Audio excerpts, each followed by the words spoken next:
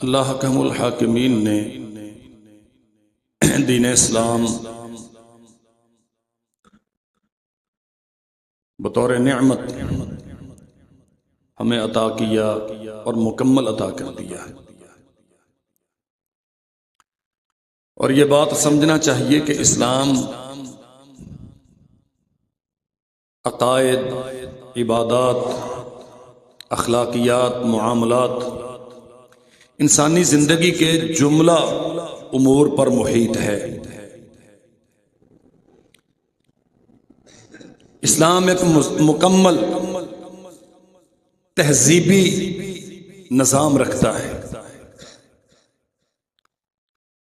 آپ کی زندگی کا کوئی مسئلہ ایسا نہیں ہے جس کے متعلق اسلام آپ کو رہنمائی فراہم نہیں کرتا۔ انسانوں کی عقل و فراست مختلف ہوتی ہے، کسی کو بات جلد سمجھ آ جاتی ہے، کسی کو دیر سے آتی ہے، لیکن ایسا نہیں ہے کہ کوئی بھی انسان اخلاص نیت کے ساتھ اسلام سے اپنے مسئلے کا حل چاہے اور اسے ملے نہ، یہ ممکن نہیں۔ آپ کو سمجھ نہیں آئی؟ اب کسی زیادہ جاننے والے کی طرف رجوع کریں، اگر وہ بھی نہیں حل کر سکا تو کسی اور کی طرف سفر کریں۔ مریض ایک ڈاکٹر کے پاس جاتا ہے، وہاں سے شفا نہیں ملتی تو دوسرے کے پاس جاتا ہے، وہاں سے آرام نہیں آتا تو تیسرے کے پاس جاتا ہے۔ علاج کروانے کے قابل ہو اور مریض علاج کروائے بغیر چپ کر کے بیٹھا ہو، شاید آپ کو ہمارے معاشرے میں کوئی ایسی مثال نہیں ملے گی، لیکن دین کے معاملے میں ہم بہت لاپرواہ ثابت ہوئے۔ جہاں سے جو دوا ملتی ہے بس وہ لے کے کھانے لگ جاتے ہیں، کوئی تحقیق نہیں کرتے کہ یہ ڈاکٹر، اس کے پاس علاج کا لائسنس بھی ہے یا نہیں، یہ کوالیفائڈ ڈاکٹر ہے یا عطائی ہے۔ یہاں وہاں سے بس ٹامک ٹوئیاں مار رہے ہیں، اور نتیجہ یہ ہے کہ یہ ملت فرقوں میں تقسیم ہو گئی، گروہوں میں بٹ گئی، بے شمار قسم کے نظریات، بے شمار قسم کے عقائد اور بے شمار قسم کے رسم و رواج، اس حد تک کہ ایک مسلک دوسرے مسلک میں، ایک مسلک اور دوسرے مسلک میں اتنا بودھ ہے جیسے شرق و غرب میں بودھ ہوتا ہے۔ برادریوں کے رسم و رواجوں میں اتنا تفاوت اور اختلاف ہے جیسے آسمان و زمین میں اختلاف ہوتا ہے۔ اس کا اصل باعث کیا ہے؟ وہ جو اتحاد کا منبع اور سرچشمہ تھا، وہ جو ہدایت آسمان سے ہمارے لیے آئی تھی، اسے چھوڑ دیا۔ اپنے اپنے فہم کے مطابق یا اپنے اپنے بڑوں کی ریسرچ کے مطابق ہم نے عقائد اختیار کر لیے، ہم نے اعمال اختیار کر لیے، نتیجہ یہ اختلاف اور تشدد۔ اللہ ذو الجلال والاکرام نے حکماً منع کیا، وَلَا تَكُونُوا كَالَّذِينَ تَفَرَّقُوا وَاخْتَلَفُوا۔ الگ الگ اپنی سمتیں بنا کے، گروہوں میں تقسیم ہو کے، اپنے نظریات میں، طرز عبادت میں، انداز و اطوار میں، اخلاق و معاملات میں، معیشت اور سیاست میں الگ الگ رستے اختیار نہ کرو۔ واختلفوا، آپس میں اختلافات کا شکار نہ ہو۔ من بعد ما جاءہم البینات، اس لیے کہ تمہارے پاس روشن دلائل آ گئے ہیں۔ جو ان روشن دلائل کے مطابق عمل کرے گا وہ ایک جماعت بنتا جائے گا۔ یہ ممکن نہیں ہے کہ ایک ہی قرآن کو ماننے والے وہ مختلف ہوں اور فرقوں میں بٹ جائیں، ایک ہی نبی کے کلمہ پڑھنے والے وہ تقسیم در تقسیم کا شکار ہو جائیں۔ اگر ایسا ہو رہا ہے تو میرے بھائیوں پھر ماننا پڑے گا کہ ہم محمد رسول اللہ صلی اللہ علیہ وسلم کی پیروی میں وہ معیار برقرار نہیں رکھ سکے جو اللہ کے نبی صلی اللہ علیہ وسلم نے قائم کیا۔ نام سارے ہی قرآن مجید کا لیتے ہیں، لیکن مرضی تو اپنی چلتی ہے۔ نام سارے ہی سرور کونین صلی اللہ علیہ وسلم کا لیتے ہیں، لیکن مسلک تو اپنے اپنے بنائے ہوئے ہیں. میں عقائد میں اشعری ہوں، دوسرا کہتا ہے میں عقائد میں ماتریدی ہوں، تیسرا کہتا ہے میں عقائد میں جبریہ قدریہ کا قائل ہوں. بھئی کیا محمد الرسول اللہ صلی اللہ علیہ وسلم نے عقائد نہیں سکھائے؟ ہم نماز پڑھتے ہیں، یہ نماز حنفی ہے، یہ نماز سنی ہے، یہ نماز بریلوی ہے، یہ فلاں ہے، یہ فلاں ہے. جس نبی کا کلمہ پڑھتے ہو کیا وہ نماز نہیں دے کے گئے؟ رسم و رواج مختلف ہیں. ہم تو یہ اس لیے کرتے ہیں چونکہ ہم اہل حدیث نہیں ہیں، ہم سنی ہیں تو سنیوں پہ تو یہ چلتا ہے. اور اہل حدیث کہتے ہیں جی ہم چونکہ اس لیے نہیں کرتے کہ ہم اہل حدیث ہیں، اہل حدیث میں تو ایسا نہیں کیا جاتا. ان اختلافات کا بنیادی سبب یہ ہے، قرآن کہتا ہے من بعد ما جاءہم البینات، روشن دلائل تمہارے پاس آ گئے ہیں، قرآن آ گیا ہے، رسول اللہ صلی اللہ علیہ وسلم کی سیرت زندگی آ گئی ہے. ان سے جا کے سیکھو، ان سے سمجھو، ان سے پوچھو. وہ روشن دین پہ چھوڑ کے گئے ہیں جس میں کوئی اندھیرا نہیں ہے، کوئی تاریکی نہیں ہے، گمراہی کا کوئی امکان نہیں ہے، بھولنے کا کوئی خدشہ نہیں ہے. بس اپنے آپ کو اس کے سپرد کر دو، جیسے یہ کہتا ہے ویسے کرتے جاؤ، جہاں سے روکتا ہے وہاں سے رک جاؤ، جہاں چلنے کا آرڈر دیتا ہے وہاں چل کھڑے ہو. پوچھا مت کرو کہ کیوں چلنا ہے، بس اللہ نے کہہ دیا ہم نے چلنا ہے، رسول نے کہہ دیا ہم نے چلنا ہے. کہاں تک چلنا ہے؟ جہاں تک اللہ چلائے گا، جہاں تک اس کا نبی چلائے گا. جہاں رکنے کا حکم دے گا ہم نے رکنا ہے، ہم نہیں پوچھتے کیوں رکنا. تعجب ہوتا ہے صحابہ اکرام رضوان اللہ علیہم اجمعین کی وحدت پر، اتفاق پر اور ان کی اطاعت پر. ہم تاریخوں میں پڑھتے ہیں 1 لاکھ سے زیادہ صحاب تھے رسول اللہ صلی اللہ علیہ وسلم کے، لیکن کہیں کوئی الگ جماعت آپ کو نظر آتی ہے؟ کہیں فرقوں کی تقسیم نظر آتی ہے؟ کہیں الگ الگ سیاسی ایجنڈے نظر آتے ہیں؟ ایک ہیں، سب ایک ہیں. اگر فہم میں کہیں کسی کے ساتھ کوئی اختلاف ہو گیا تو جب بات واضح ہوئی تو دوسرے نے مان لیا. کہیں کوئی اختلاف نہیں ہے. اس کا سبب کیا ہے؟ وہ سمجھتے تھے کہ ہم صرف ماننے کے لیے پیدا کیے گئے ہیں، ہم صرف اطاعت کے لیے پیدا کیے گئے ہیں. ہماری ذمہ داری رسول اللہ صلی اللہ علیہ وسلم کی پیروی ہے. ہم نبی نہیں ہیں کہ دین بنانا شروع کریں، اور دین بنانے کا حق تو اللہ نے نبی کو بھی نہیں دیا. دین تو صرف وہ ہے جو آسمان سے آتا ہے. رسول اللہ صلی اللہ علیہ وسلم کا فرض منصبی ہے، آپ کی حیثیت اور مقام ہے کہ آپ نے انسانوں تک اللہ کا پیغام پہنچانا ہے، اس دین کی تشریح کرنی ہے جو اللہ نے آسمان سے اتارا ہے، اپنی زبان سے بھی، اپنے عمل سے بھی، اپنے قول و کردار سے بھی. اور امت کی ذمہ داری ہے کہ وہ مانے. صحابہ کرام نے مانا اور کمال درجے کا مانا. واللہ اہل سیر لکھتے ہیں کہ سوائے جنگ تبوک کے کسی جنگ میں محمد رسول اللہ صلی اللہ علیہ وسلم نے نہیں بتایا کہ ہم کس طرف جا رہے ہیں، دشمن کتنا بڑا ہے اور ارادہ کیا ہے. کوئی خاص رازدار ہوں گے جن سے مشورہ کیا ہوگا. جہاں جانوں کی سوداگری ہوتی ہے، جہاں خون بہائے جاتے ہیں، جہاں گردنیں اڑتی ہیں، جہاں سینے چھلنی ہوتے ہیں، جہاں تیر و تفنگ کا بازار گرم ہوتا ہے، جہاں لاشیں تڑپتے ہیں، اس کی طرف جاتے ہوئے بھی کبھی نہیں پوچھا کیوں بھیج رہے ہیں، سبب کیا ہے، دشمن کتنا بڑا ہے، گھر کے معاملات ہیں، تھوڑا سا ٹائم دیجئے. نہیں، سمعنا و اطعنا، جو کہہ دیا سو مان لیا اور چل کھڑے ہوئے. اللہ کی قسم یہ وحدت دنیا میں تاریخ انسانی ایسی مثال پیش کرنے سے قاصر ہے. وہ اتفاق اور یگانگت، وہ علو و ارتفاع، وہ عظمت و رفعت اور فتوحات کا وہ سلاب بلا جو اللہ ذوالجلال والاکرام نے اصحاب مصطفیٰ صلی اللہ علیہ وسلم کو عطا کیا. انسانی تاریخ میں اس کی کوئی مثال نہیں ملتی. وَلَا تَكُونُوا كَالَّذِينَ تَفَرَّقُوا وَاخْتَلَفُوا مِن بَعْدِ مَا جَاءَهُمُ الْعِلْمُ. تمہاری رائے کی کیا حیثیت ہے، تمہارے اپنے فکر و آراء کی کیا حیثیت ہے، تمہارے مفتیوں کی، تمہارے پیروں کی، تمہارے علماء کی، تمہارے اماموں کی اور ان کتب و اقتابوں کی اور ابدالوں کی، ان کی عقل و دانش کی کیا حقیقت ہے. اللہ ذوالجلال والاکرام نے جو آسمان سے روشن دلائل اتارے ہیں انہیں اختیار کرو، اس کی پیروی کرو. تم ایک رہو گے، اختلافات سے بچ جاؤ گے. اگر تم اپنی اپنی فکر کے پیچھے چلو گے تو پھر سوائے بربادی کے تمہارے ہاتھ میں اور کچھ نہیں ہے. کس قدر زیادہ مسائل سے دوچار ہے یہ امت، اور کس قدر زیادہ مصائب میں پھنسے ہوئے ہیں ہم لوگ. اور واللہ زندگی گزارنا اس قدر مشکل ہو گیا. جیسے یہ پرائیویٹ سکول ہے نا، آئے دن فیسیں ہتھیانے کے لیے انہوں نے مختلف قسم کے days, mother day, father day, teacher day ہے، یہ ایپل ڈے ہے، یہ بنانا ڈے ہے، یہ پیسے اکٹھے کرنے کا ذریعہ ہے.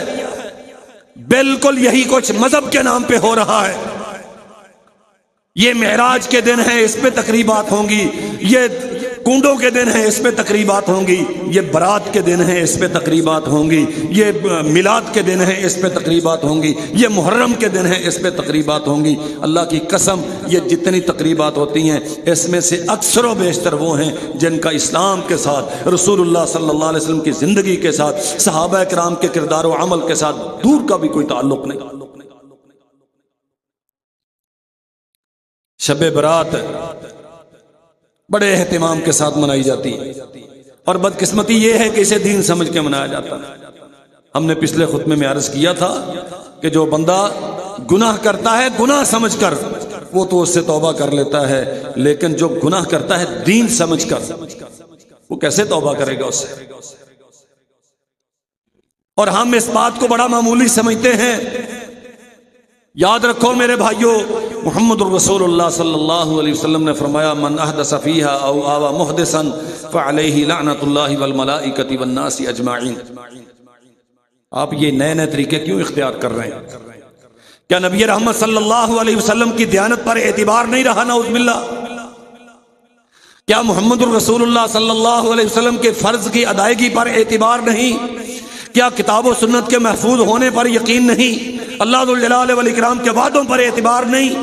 کیا اللہ نے سب کچھ ایک خالق ہونے کی حیثیت میں اپنی مخلوق کے لیے جو فائدہ مند تھا سب کچھ اپنے نبی کے ذریعے سے واضح کر دیا، جو نقصان دہ تھا سارا اپنے نبی کی زبان سے بیان کروا دیا؟ کیا اس پر اعتبار نہیں؟ اگر اعتبار ہے تو پھر اس پر اکتفا کیوں نہیں ہے؟ اگر اعتبار ہے کہ اللہ نے مکمل دین ہمارے لیے اتار دیا، اور اگر یقین ہے کہ محمد الرسول اللہ صلی اللہ علیہ وسلم نے مکمل دین امت تک پہنچا دیا، تو پھر اس دین پر اکتفا کیوں نہیں کرتے؟ اس تک محدود کیوں نہیں رہتے؟ اس سے آگے کیوں بڑھتے؟ آگے ہمیشہ وہ بندہ بڑھتا ہے. آپ نے ایک پلاٹ تقسیم کیا، آپ کلیم کریں گے کہ میرا 100 فٹ بنتا تھا لیکن پمائش کرنے والے نے مجھے 95 دیا ہے، اس لیے دوبارہ تقسیم ہوگی، میں آگے بڑھوں گا، میں اپنی دیوار آگے کروں گا. جسے یقین ہوتا ہے کہ تقسیم کرنے والا بالکل درست تقسیم کرتا ہے، وہ ڈنڈی نہیں مارتا. جو تقسیم کرنے والے پر اعتبار کرتا ہے وہ 1 انچ بھی آگے، وہ کبھی آگے نہیں جاتا. محمد الرسول اللہ صلی اللہ علیہ وسلم سے آگے بڑھتے ہیں ثواب سمجھ کے. نبی رحمت صلی اللہ علیہ وسلم نے جو کام نہیں کیا وہ کرتے ہیں، صحابہ کرام نے جو کام نہیں کیا وہ کرتے ہیں. اس کا معنی کیا ہے؟ نعوذ باللہ یہ آگے بڑھنے والے یہ سمجھتے ہیں کہ اللہ کے نبی کو یہ مسئلہ معلوم نہیں تھا، ہمیں معلوم ہے، یا رسول اللہ کو معلوم تھا اور نعوذ باللہ انہوں نے پہنچایا نہیں امت تک. یا یہ سمجھتے ہیں کہ ہم صحابہ کرام سے زیادہ حریص ہیں جنت کے، ہم صحابہ کرام سے زیادہ حریص ہیں تقویٰ کے، ہمیں زیادہ جنت چاہیے، ہم جہنم سے زیادہ خوف زدہ ہیں، ہم نیکیوں میں ان سے زیادہ محنت کرنے والے ہیں، اس لیے آگے بڑھتے ہیں. قسم ہے پیدا کرنے والے رب کی، اللہ ذوالجلال والاکرام کسی کو 1000 سال زندگی دے اور وہ 1000 سال سارے دن روزے رکھتا رہے اور ساری راتیں تہجد میں گزار دے، صحابہ کسی ایک صحابی کی ایک رات کا مقابلہ نہیں کرتا. 1000 سال کے روزے دنوں کے اور 1000 راتوں کی، 1000 سال کی راتوں کی قیام اور تہجدیں کسی ایک صحابی کی ایک رات کی عبادت کا مقابلہ نہیں کرتا. یہ کیسے سمجھ بیٹھا ہے کہ میں صحابہ کرام سے زیادہ عقل مند ہوں، میں ان سے آگے بڑھ کے کام کروں. کام وہی معتبر ہے جو محمد الرسول اللہ صلی اللہ علیہ وسلم نے سکھایا ہے، جو صحابہ کرام نے کیا ہے، ان کے بعد کوئی کام معتبر نہیں. من آوى فیہا، من احدث فیہا او آوى محدثا فعلیہ لعنت اللہ والملائکۃ والناس اجمعین. جو دین میں نئی چیزیں جاری کرتا ہے، گویا عبادت کے طریقے، حصول ثواب کے طریقے، اللہ ذوالجلال والاکرام کی بندگی کے طریقے ایسے جاری کرتا ہے جو نبی رحمت صلی اللہ علیہ وسلم سے منقول نہیں ہے، جو صحابہ کرام سے ملتے نہیں ہیں۔ فرمایا من احدث فیہا او آوى محدثا فعلیہ لعنت اللہ، اس پہ اللہ کی لعنت ہے۔ والملائکہ، جتنے فرشتے ہیں ساروں کی اس پہ لعنت ہے۔ والناس اجمعین، اور روئے زمین پر جتنے انسان پیدا ہو چکے، جتنے ہوں گے قیامت تک، ان سب کی طرف سے اس پہ لعنت ہے جو محمد رسول اللہ صلی اللہ علیہ وسلم کے دین میں اضافہ کرتا ہے۔ اور نبی رحمت صلی اللہ علیہ وسلم نے فرمایا ان اللہ حجب التوبۃ عن کل صاحب بدعۃ، اللہ بے شمار قسم کی پریشانیاں اور مسائل مانگتے رہتے ہیں، ملتا نہیں ہے، دعائیں کرتے ہیں مستجاب نہیں ہوتی، بارشیں مانگتے ہیں آتی نہیں ہیں، بدحالی ہم پہ مسلط ہے، اس سے جان نہیں چھوٹتی۔ نبی رحمت صلی اللہ علیہ وسلم نے فرمایا اللہ ذو الجلال والاکرام بدعتی کی توبہ قبول نہیں کرتا جب تک وہ بدعت چھوڑتا نہیں۔ بدعت بھی کرتے جا رہے ہیں، نمازیں بھی پڑھتے جا رہے ہیں، بدعت بھی کرتے جا رہے ہیں، عبادت بھی کرتے ہیں، بدعت بھی کرتے ہیں، اور کچھ سنتوں پر بھی عمل کرتے ہیں، بدعت بھی کرتے ہیں، اور دین کی تبلیغ کا نام بھی لیتے ہیں، بدعت بھی کرتے ہیں، عشق رسول کے نعرے بھی لگاتے ہیں، بدعت بھی کرتے ہیں، محمد الرسول اللہ کی پیروی کے اعلان بھی کرتے ہیں۔ ان اللہ حجب التوبۃ عن کل صاحب بدعہ، جب تک یہ بدعتی بدعات کو چھوڑ کے خالص دین پر نہیں آئے گا، اللہ کے نبی نے فرمایا اللہ ذو الجلال والاکرام اس کی توبہ قبول نہیں کرتا۔ اور اہل علم کا یہ باقاعدہ فتویٰ ہے، بدعتی وہ نماز پڑھتا ہے اس کی نماز قبول نہیں، وہ روزہ رکھتا ہے اس کا روزہ قبول نہیں، وہ صدقہ دیتا ہے اس کا صدقہ قبول نہیں، وہ حج کرتا ہے اس کا حج قبول نہیں، بدعتی کی کوئی عبادت قبول نہیں ہوتی۔ اور واللہ صحابہ کرام رضوان اللہ علیہم اجمعین نے اتنی شدت کے ساتھ اس عمل کا قلع قمع کیا ہے جس کی حد کوئی نہیں۔ بدعتی سے نفرت کرتے تھے، بدعتی کے ساتھ سلام نہیں لیتے تھے، بدعتی کی مجلس میں نہیں بیٹھتے تھے، اپنی اولادوں کو اپنے شاگردوں کو اہل بدعت کے ساتھ تعامل سے لین دین کرنے سے منع کرتے تھے تاکہ یہ خباثتیں اور نحوستیں تمہارے اندر نہ آ جائیں۔ سیدنا ہشام بن عروہ رضی اللہ عنہ بیان کرتے ہیں محمد الرسول اللہ صلی اللہ علیہ وسلم نے فرمایا من وقر صاحب بدعت فقد اعان علی حدم الاسلام، جو کسی بدعتی کی عزت کرے کہ اس کو بدعت میں حوصلہ ہو۔ یاد رکھ لو اہل حدیثوں، بات سمجھ لو اچھی طرح، جو کسی بدعتی کا احترام کرتا ہے اس وجہ سے کہ اس کے ساتھ بڑے تعلقات ہیں، جی آخر معاشرے میں رہنا، جی آخر جی آخر جی، پھر کہتے ہیں نہیں کوئی نہیں وہ چنگا کام ہی کر رہے ہیں نا، کی یہ ہے کی جو بدعتی کی توقیر کرتا ہے جس سے اسے حوصلہ ہوتا ہے کہ مجھے تو لوگ بڑا اچھا سمجھتے ہیں میں اور یہ کام کروں، اور وہ اپنی بدعات میں آگے بڑھتا ہے۔ اللہ کے نبی فرماتے ہیں فقط اعان علی حدم الاسلام، اس نے اسلام کو گرانے پر، اسلام کو مٹانے پر اس نے بدعتی کی مدد کی۔ اس کا معنی کیا ہے؟ بدعت اسلام کو مٹانے کا نام ہے، بدعت سنتوں کو ملیہ میٹ کرنے کا نام ہے، اور جو نادانستگی میں کرتا ہے شاید کسی صورت میں اسے معاف کر دیا جائے، جو جان بوجھ کے من بعد ما جاءہم البینات، آسمان سے وحی آ گئی، قرآن سامنے ہے، حدیث سامنے ہے، جانتے ہیں کہ یہ ساری چیزیں نہیں ہیں لیکن صرف کھانے کھلانے کے لیے لوگوں کو گمراہ کرتے ہیں، اسے سمجھ لینا چاہیے وہ اسلام کی کوئی خدمت نہیں کر رہا، وہ رسول اللہ صلی اللہ علیہ وسلم کی کوئی پیروی نہیں کر رہا، وہ آپ کے ساتھ دعوی محبت میں 100% جھوٹا ہے، وہ تو اسلام کی عمارت کو گرانے کی تدبیریں کر رہا ہے۔ اللہ اکبر، یہ بات بہت اچھی طرح سمجھ لو، اسلام ایک مکمل نظام حیات ہے۔ آپ کے عقائد، آپ کے اعمال، آپ کی عبادات، آپ کا عام طرز زندگی، معاشرت، معاملات، اخلاقیات، کوئی ایک چیز ایسی نہیں ہے جس میں اسلام نے آپ کو بے یار و مددگار چھوڑا ہو۔ اسلام ہر چیز پہ آپ کی انگلی پکڑ کے رہنمائی کرتا ہے، اور اسلام اپنے ماننے والوں کو غیرت مند دیکھنا چاہتا ہے۔ اسلام اپنے ماننے والوں کو منفرد، یکتا، یکسو، حنیف، خالصتا اللہ ذو الجلال والاکرام کے ساتھ متعلق دیکھنا چاہتا ہے۔ یہ کام اس لیے کر رہے ہیں کہ برادری کرتی ہے، یہ کام اس لیے کر رہے ہیں کہ بڑوں نے کیا، یہ کام اس لیے کر رہے ہیں کہ دنیا کر رہی ہے۔ اسلام ان چیزوں کو پسند نہیں کرتا، وہ ایک ڈائریکشن دیتا ہے آپ کو، اس رستے پہ چلنا ہے، دنیا چاہتی ہے نہیں چاہتی، پسند کرتی ہے ناپسند کرتی ہے، تیرے رب کا حکم یہ ہے کہ اس رستے پہ چلنا ہے، بس اسی پہ چلنا۔ نماز ہمارے بنیادی اعمال میں سے، بلکہ کلمہ توحید کے بعد، اقرار شہادتین کے بعد سب سے بڑا مسئلہ نماز کا مسئلہ۔ رسول اللہ صلی اللہ علیہ وسلم نے فرمایا سب سے پہلے قیامت کے دن نماز کے متعلق سوال ہوگا، جو اس میں کامیاب ہو گیا امید ہے کہ اگلے مراحل میں بھی کامیاب ہو گئے، جو اس میں پھنس گیا اس کے لیے مشکل ہو جائے۔ جس کا نماز کا معاملہ ٹھیک ہو گیا اللہ اس کے دیگر معاملات بھی ٹھیک رکھے گا۔ نماز فرض ہو گئی سفر معراج پر، اور معراج ہوا ہے مکی زندگی میں ہجرت سے پہلے۔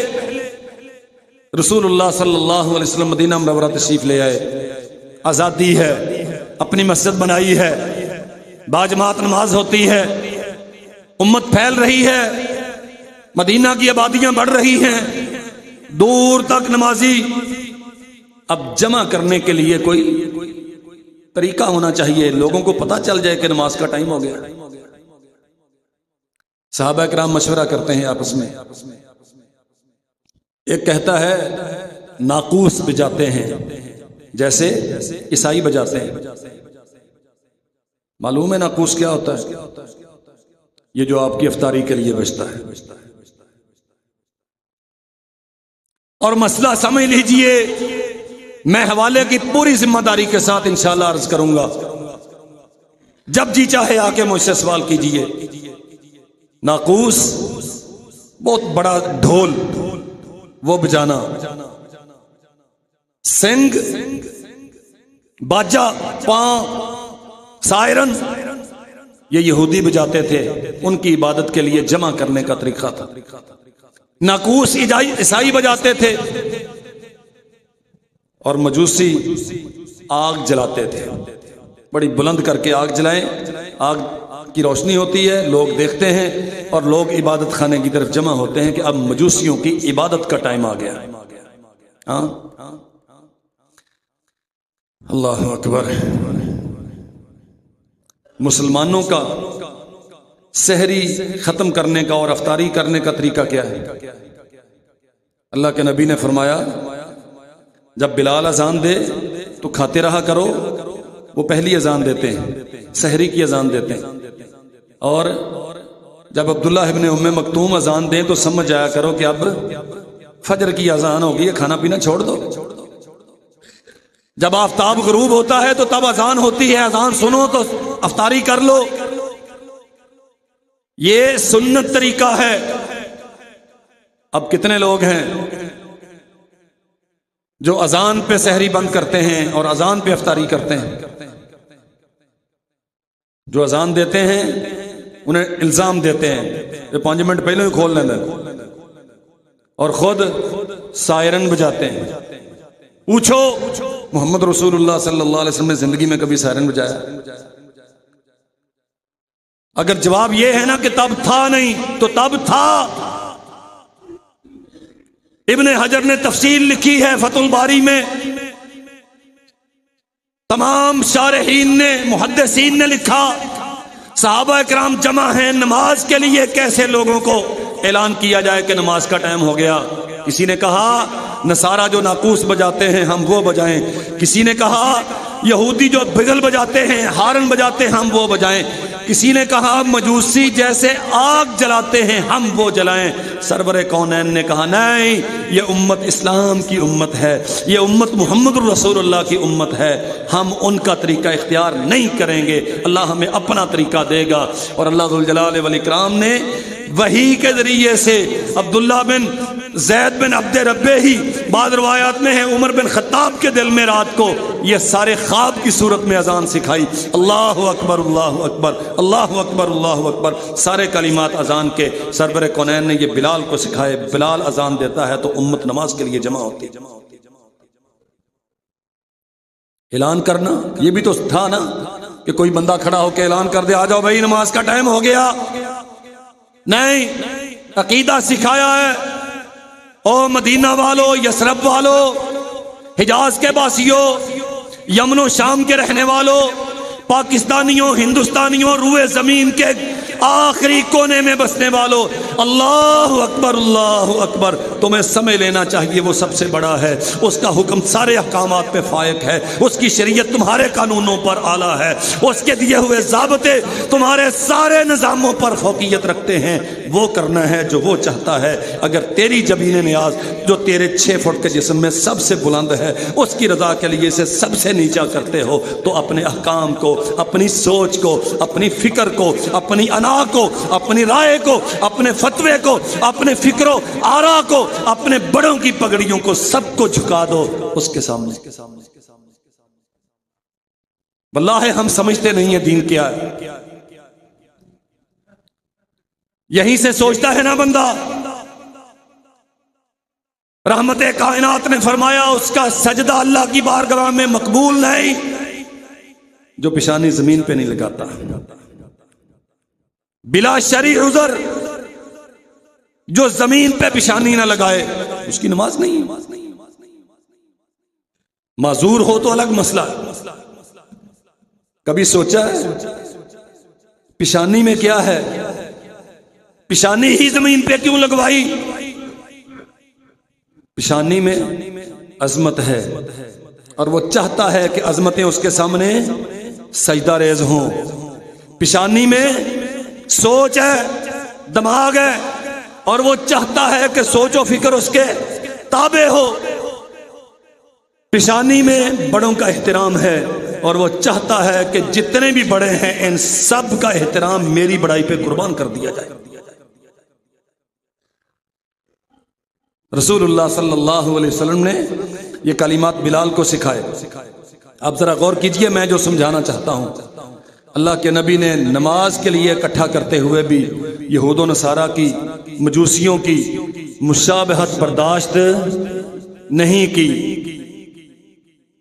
یہ جو شب برات پہ پورے اہتمام کے ساتھ چراغاں، آتش بازی صرف شب برات پہ ہوتی ہے یا بیٹوں کی برات پہ بھی ہوتی؟ آج سمجھ لیجئے مسئلہ اور کیجئے غصہ۔ آپ صاحب نے چھڑنا کچھ نہیں، سب کچھ حرام کر دینا۔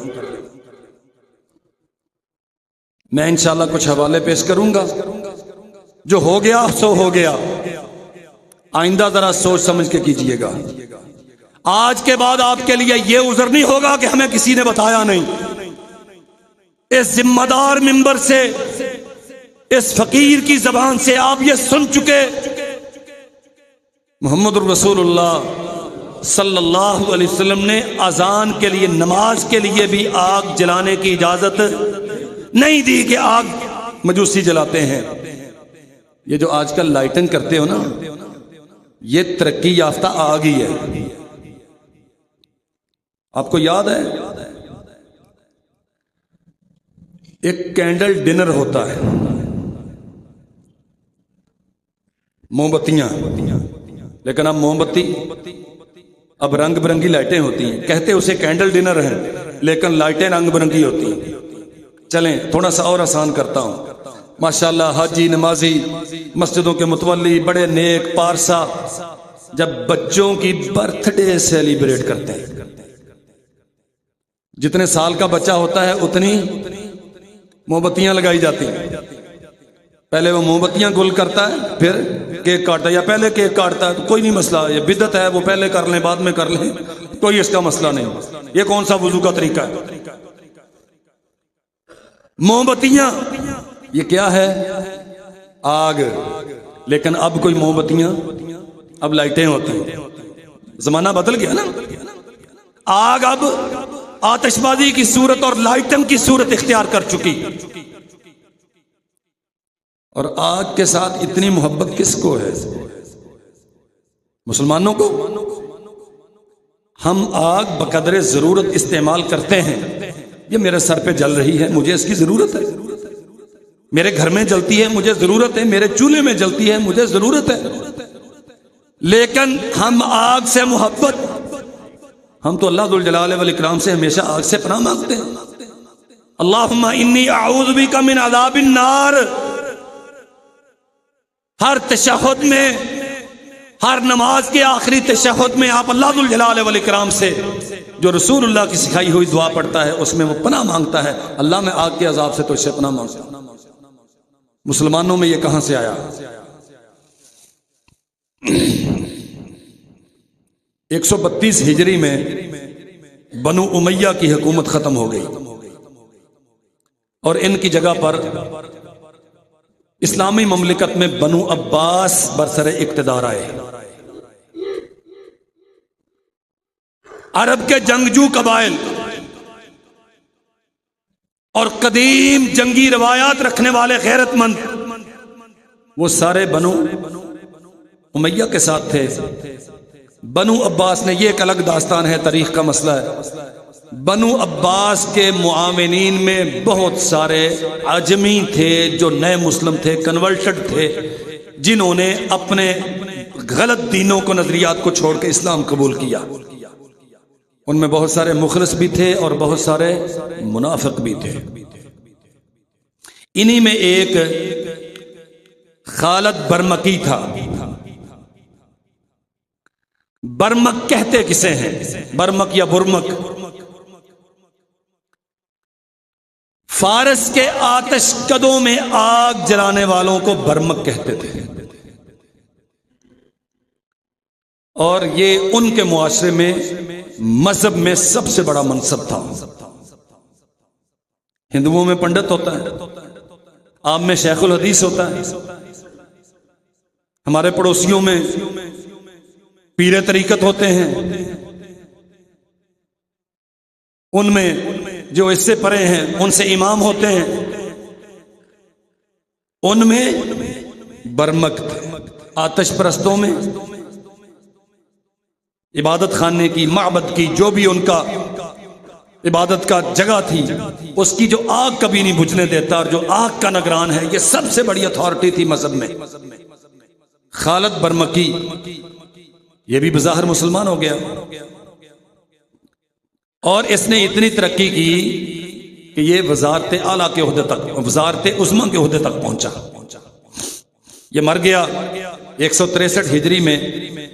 اس کا بیٹا تھا یحییٰ، اور یہ خاندان تاریخ میں برمک کے نام سے معروف ہے. اسے وزیر بنا لیا گیا. اب جناب یحییٰ نے، چونکہ اندر آگ کی محبت موجود تھی، آتش پرستوں کا بیٹا تھا، اسلام کی سیاسی غلبے کے نتیجے میں کلمہ تو پڑھ لیا، لیکن اندر سے بتوں کی محبت. اور یاد رکھو میرے بھائیوں، اسلام انسان کے دل کی صفائی کرتا ہے، سوائے اللہ اور اس کے رسول کی محبت کے یہاں کسی اور کی محبت گوارا نہیں کرتا. رسول اللہ صلی اللہ علیہ وسلم نے مسلمانوں کو قبرستان جانے سے منع کر دیا. فرمایا تم نئے نئے مسلمان ہوئے ہو اور چونکہ قبر اور قبر والے کی محبت تمہارے دل میں ہے، اس لیے مجھے خطرہ ہے کہ وہاں جاؤ گے تو وہ پرانی محبت دوبارہ اپنی طرف کھینچے گی، لہٰذا نہیں جانا، بغیر کسی ضرورت کے نہیں جانا. جب ایمان مضبوط ہو گئے تو فرمایا نہیتکم عن زیارت القبور فزوروها فانها تذکر الآخرہ. اب تمہارے ڈگمگانے کا کوئی ڈر نہیں ہے، اب جایا کرو. خالد برمکی اس کا دل، یحییٰ برمکی اس کا دل وہ آتش کدوں کی محبت سے لبریز تھا. اس نے ایک تدبیر کی مسلمانوں میں آگ کی محبت پھیلانے کی، اور وہ تدبیر تھی شب برات، شعبان کی 15ویں رات آتش بازی. سمجھو، سیکھو اور اپنے گھروں کا جائزہ لو. یہ جو پٹاخے چھوڑنے والے ہیں، یہ جو انار پھوڑنے والے ہیں، یہ جو بتیاں لگانے والے ہیں، یہ بارڈر پار سے آتے ہیں رسول اللہ کی محبت کے نام پہ، دین اسلام کے نام پہ، اللہ کی عبادت کے نام پہ. شب برات، فیصلوں کی رات، شب برات، جس نے پیدا ہونا ہے اس کا فیصلہ ہوتا ہے، جس نے مرنا ہوتا ہے اس کا فیصلہ ہوتا ہے۔ ایک درخت ہے، مرنے والے کا پتا گرتا ہے، پیدا ہونے والے کا پتا پھوٹتا ہے۔ یہ جتنی داستانیں بنی ہوئی ہیں، کوئی ایک بات رسول اللہ صلی اللہ علیہ وسلم تک صحیح سند کے ساتھ نہیں پہنچتی۔ امام عبد الرحمن مبارک پوری رحمت اللہ علیہ تحفۃ الحفظی ترمذی شریف کی شرح ہے، اس میں لکھتے ہیں اول حدوث الوقود من البرامکہ وکانوا عبدۃ النار فلما اسلموا ادخلوا فی الاسلام ما یموہون انہم من سنن الدین۔ جب برامکہ اسلام میں آئے تو انہوں نے لوگوں میں یہ چیزیں پھیلا دیں اور لوگوں نے انہیں دین سمجھ لیا۔ یہ چیزیں لوگوں میں پھیلا دیں اور لوگوں نے اسے دین سمجھ لیا۔ وَمَقْصُودُهُمْ عِبَادَةُ النِّيرَانِ، یہ آتش بازی کیوں کروائی، چراغاں کیوں کروایا، بتیاں کیوں لگوائی؟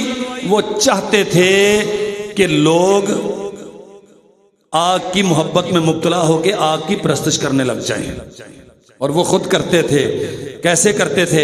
حیث رکعوا وسجدوا مع المسلمین، وہ جب سجدہ کرتے، جب رکوع کرتے کرتے مسلمانوں کے ساتھ تھے، لیکن اندر نیت یہ ہوتی تھی کہ ہم تو اپنے آتش کدے میں کھڑے ہیں اور اپنی آگ کو پوج رہے ہیں، اللہ کو نہیں پوجتے تھے۔ مولانا عبد الرحمن مبارک پوری رحمہ اللہ نے تحفۃ الحفظی میں لکھا، اور آگے سمجھیے وَلَمْ يَأْتِ اسْتِحْبَابُ زِيَادَةِ الْوَقُودِ عَلَى الْحَاجَةِ فِي مَوْضِعٍ، کوئی ایک بھی ایسی روایت محمد رسول اللہ صلی اللہ علیہ وسلم سے بطور دلیل نہیں ملتی کہ ضرورت سے زیادہ آگ جلانے کی گنجائش ہو۔ ضرورت سے زیادہ آگ جلانے کی، وہ بتی جلائیں شادی ہو نہ ہو، وہ بتی جلائیں جہاں ضرورت ہے، اتنی آگ جلائیں جتنی ضرورت ہے۔ اگر بتیوں کی، لائٹوں کی، کمکموں کی، چراغاں کی، وہ میلاد النبی کے نام پہ ہو، وہ شب برات کے نام پہ ہو، یا بیٹے کی برات کے نام پہ ہو، اگر ضرورت سے زیادہ لائٹنگ کرو گے تو یہ برامکہ کی پیروی ہے، یہ آتش پرستوں کی پیروی ہے، یہ رسول اللہ کا دین نہیں۔ واللہ ہم تو خرافات میں کھو گئے، ہم نے تو محمد رسول اللہ صلی اللہ علیہ وسلم کا نام لے لے کے نعرہ آپ کا لگاتے ہیں، بے وفائی آپ سے کرتے ہیں۔ کوئی اگر بندہ یہ کہے کہ بیت اللہ میرا قبلہ ہے اور نعرہ لگانے کے بعد اس طرح منہ کر کے نماز پڑھنا شروع کر دیں، آپ اسے کیا کہیں گے؟ یہاں یا یہی کچھ نہیں ہو رہا؟ ہم رسول اللہ کے ماننے والے،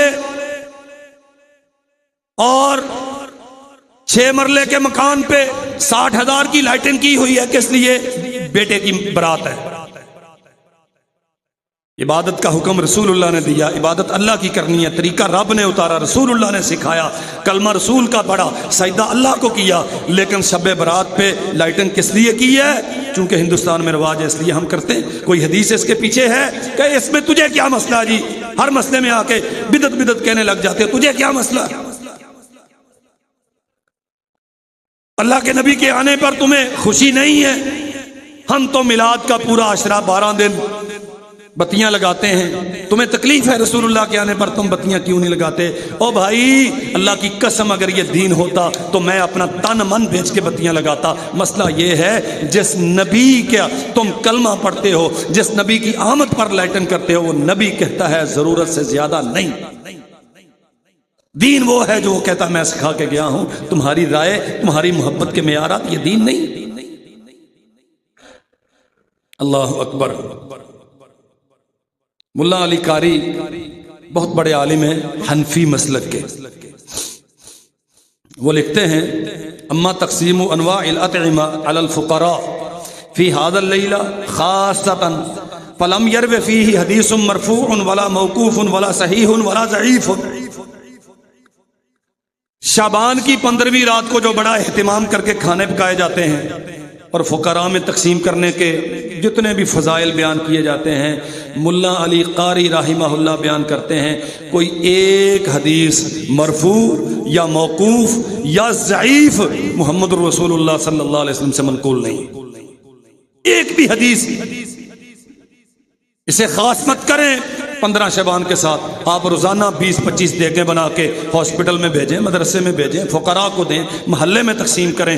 میں قائل ہوں اس چیز کا صدقہ کرنا چاہیے، لیکن 15ویں شعبان کی فضیلت کے نام پہ صدقہ کرنا چاہیے. اس کے لیے رسول اللہ سے دلیل چاہیے. اور آگے بھی سنیے، وَأَمَّا اعتقاد حضور ارواح الاموات فی هذه الليلہ، روحیں بھی لوٹتی ہیں.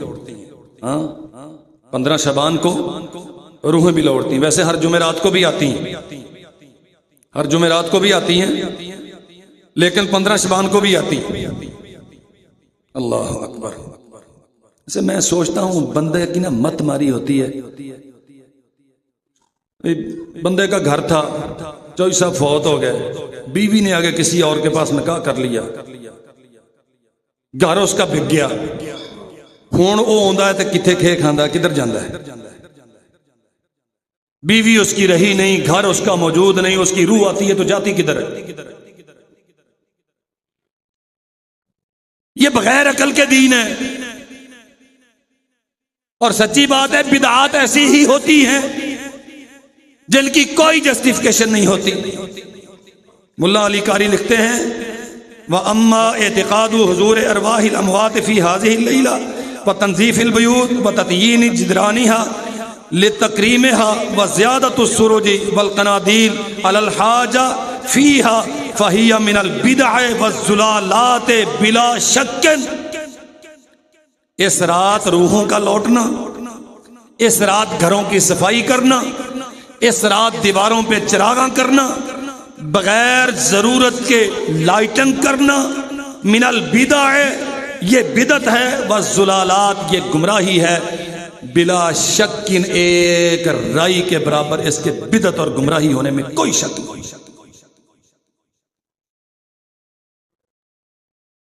دین صرف وہ معتبر ہے جو نبی رحمت صلی اللہ علیہ وسلم نے سکھایا ہے. آپ صلی اللہ علیہ وسلم نے کیا سکھایا؟ سیدہ عائشہ رضی اللہ عنہا بیان کرتی ہیں نبی کریم صلی اللہ علیہ وسلم شعبان میں کثرت کے ساتھ روزے رکھتے تھے، اور اتنے کثرت کے ساتھ رکھتے تھے کہ بعض دفعہ تو ہمیں محسوس ہوتا کہ آپ کوئی روزہ ترک ہی نہیں کریں گے، پورا شعبان ہی رکھیں. رکھیں روزے، کون روکتا ہے؟ لیکن یاد رکھو رسول اللہ صلی اللہ علیہ وسلم نے فرمایا استقبال رمضان کے نام پہ 1 دن یا 2 دن پہلے روزہ نہیں رکھنا. اچھا بھی استقبال رمضان خوشی ہے نا، اب تو ایک اور بھی بدعت چل رہی ہے، جو سب سے پہلے رمضان کی مبارک دے گا اس پہ جنت واجب، بلا یاذ باللہ. اس لیے میں سب سے پہلے دے رہا ہوں تو مجھ پہ تو جنت واجب ہوگی. جھوٹ ہے میرے بھائیوں، محمد رسول اللہ صلی اللہ علیہ وسلم پر کوئی ایسی حدیث موجود نہیں. اللہ کے نبی نے فرمایا 1 دن یا 2 دن رمضان سے پہلے روزہ استقبال کے نام پہ مت رکھو. ہاں تم سوموار جمعرات کا رکھتے ہو، تم کثرت سے روزے رکھتے ہو، ایام 20 کا رکھتے ہو، اور مہینے کے آخری دنوں کا رکھتے ہو تو رکھ لو، لیکن استقبال رمضان کے نام پہ ہاں میرے عزیز بھائیوں آپ روزے رکھیں، آپ لوگوں کو پہ صدقہ خیرات کریں، آپ سب کچھ کریں، لیکن یہ جو کہانیاں شب برات کی فضیلت میں، لفظ برات نام ہی درست نہیں. شب لفظ فارسی کا ہے، برات لفظ شب لفظ فارسی کا ہے، برات لفظ عربی کا. کوئی ایسی ترکیب حدیث میں ہے جس کا آدھا حصہ فارسی ہو آدھا حصہ عربی ہو؟ اور حدیث کی کسی کتاب میں، کسی ایک کتاب میں، چھوٹی سی چھوٹی کتاب میں محمد رسول اللہ صلی اللہ علیہ وسلم کی طرف سے محدثین نے شب برات کے عنوان پہ کوئی 2-4 روایتیں جمع کی ہوں تو تلاش تو کر. پورے ذخیرہ حدیث میں جس کا تذکرہ نہیں، رسول اللہ کی زندگی میں جس کا وجود نہیں، صحابہ کرام کے کردار و عمل میں جس کی کوئی دلیل نہیں، ہم اسے اتنا بڑا مسئلہ بنا کے بیٹھے ہیں کہ شہروں کا بیڑا غرق ہوا پڑا. اور آخری بات عرض کرتا ہوں، کوئی بندہ اس کی عقل سلامت ہو، اس کے سامنے اس کا بیٹا 100 روپے کو آگ لگائے، ماچس جلا کے جلا دے، کیا خیال ہے؟ کیا کہیں گے آپ اسے؟ یا تو بیوقوف ہے وہ، یا پھر اپنا اور اپنے باپ کا دشمن ہے، اس لیے اپنی دولت کو آگ لگا رہا ہے۔